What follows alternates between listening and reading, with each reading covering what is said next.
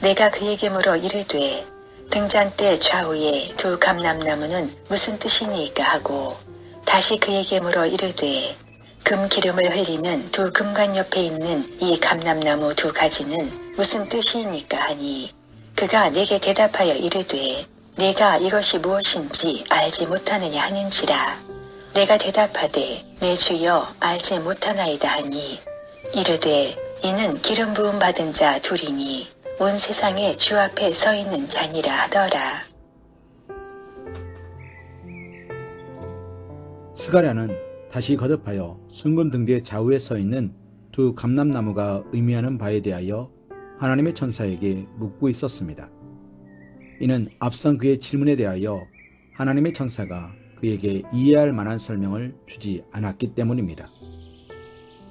오히려 하나님의 천사는 다섯 번째 환상과 관련하여 그 세부적인 내용에 대한 직접적인 설명 대신에 하나님께서 스룹바벨을 도와 제2성전을 완공하실 것이라는 환상의 의미만을 강조하고 있었습니다.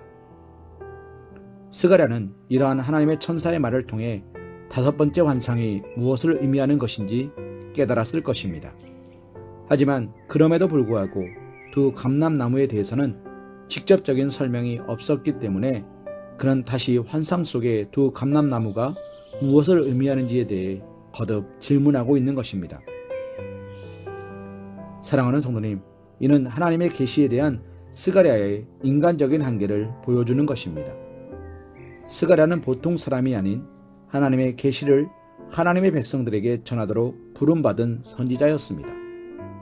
그는 환상이나 꿈, 직접적인 말씀을 통하여 하나님이 주신 계시를 깨닫고 그것을 백성들에게 전해주어야 할 사명을 지닌 자였습니다. 그러므로 그는 다른 일반 백성들보다 영적으로 각성되어 있었음에 틀림없습니다. 그런데 이처럼 하나님의 계시 앞에서 자신의 무지를 드러내고 있는 것입니다. 성경을 보면 스가랴처럼 영적으로 다른 모든 이들보다 탁월한 시각을 갖고 있다고 할 수 있는 선지자들이 하나님의 계시를 보고 그것을 온전히 깨닫지 못하며 그 의미를 묻고 있는 것을 볼 수 있습니다. 그 대표적인 신뢰가 바로 다니엘입니다. 그는 하나님께서 종말론적인 계시를 보여주셨을 때 그 의미를 알지 못하며 하나님의 천사에게 물었고 천사는 그에 대하여 설명하여 주곤 하였습니다. 이는 초월자 하나님 앞에 선 인간들의 한계를 보여주는 것입니다. 하나님의 계시를 보도록 부르심을 받은 선지자가 하나님의 계시를 온전히 깨닫지 못하였다면 일반 사람들이야 얼마나 더 하나님의 계시를 깨닫기가 어렵겠습니까? 아무리 세상적으로 학식이 많고 똑똑한 사람이라 하더라도 하나님의 계시를 온전히 다 깨닫는다는 것은 불가능한 것입니다. 사랑하는 성도님, 이렇게 사람이 하나님의 계시를 온전히 깨닫는 것이 불가능할진데 하나님 자체를 온전히 아는 것이야말로 말해 더 무엇하겠습니까? 우리 인간은 하나님에 대하여 온전히 아는 것이 불가능합니다. 그것은 하나님께서 숨어 계신 분이어서가 아니라 우리 이성의 능력으로 파악하기에는 너무나 크고 위대하신 분이기 때문입니다.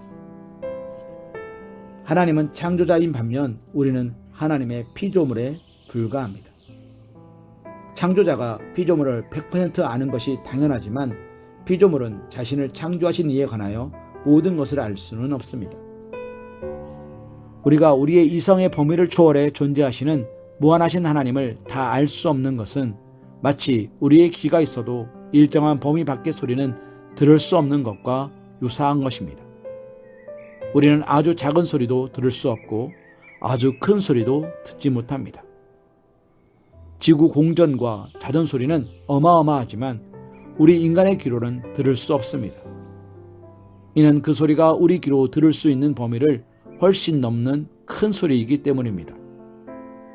그처럼 하나님도 너무도 크신 분, 아니 무한하신 분이시며 상대자여 피조물인 우리와는 본질적으로 다른 절대자이며 창조주이시기 때문에 우리 이성의 능력으로 다 파악할 수 없는 것입니다. 욥기서에 보면 하나님은 크고 측량할 수 없는 일을 행하시며 기이한 일을 셀 수 없이 행하신다 라고 기록하고 있습니다. 하나님이 창조하시고 주관하시는 우주에는 태양계만한 크기의 은하계가 수십억 개가 있고 또 그러한 은하계가 수십억 개 모인 거대 은하계가 또 수십억 개 이상이나 있다고 합니다. 이처럼 광대한 세계에서 벌어지는 하나님의 일을 우리가 다 파악할 수 있다는 것은 어불성설일 것입니다. 그래서 모세는 오묘한 일은 우리 하나님 여호와께 속하였다고 고백합니다. 우리 인간의 능력으로는 파악할 수 없는 오직 하나님께만 속한 오묘한 일이 있다는 것입니다. 그와 같이 오묘한 일을 행하시는 하나님을 우리 인간이 어찌 다 알 수 있겠습니까? 그러므로 우리는 하나님에 대한 우리의 한계를 겸손하게 인정해야 합니다. 우리는 하나님에 대하여 알 수 없는 부분이 있음을 인정해야 합니다. 하나님은 우리에게 당신에 대하여 계시하여 주셨습니다. 우리는 그만큼만 하나님에 대하여 알아야 합니다. 거기서 더 나아가면 안 되는 것입니다. 절대자요 창조주이신 하나님, 그분의 크심과 위대하심을 헤아려 그분 앞에서 겸허하게 순종하며 경외하는 삶을 살아야 하는 것입니다. 욥기 11장 7절과 8절 말씀으로 오늘의 말씀 묵상을 이어갑니다. 내가 하나님의 오묘함을 어찌 능히 측량하며 전능자를 어찌 능히 완전히 알겠느냐. 하늘보다 높으시니 내가 무엇을 하겠으며 수월보다 깊으시니 내가 어찌 알겠느냐. 아멘.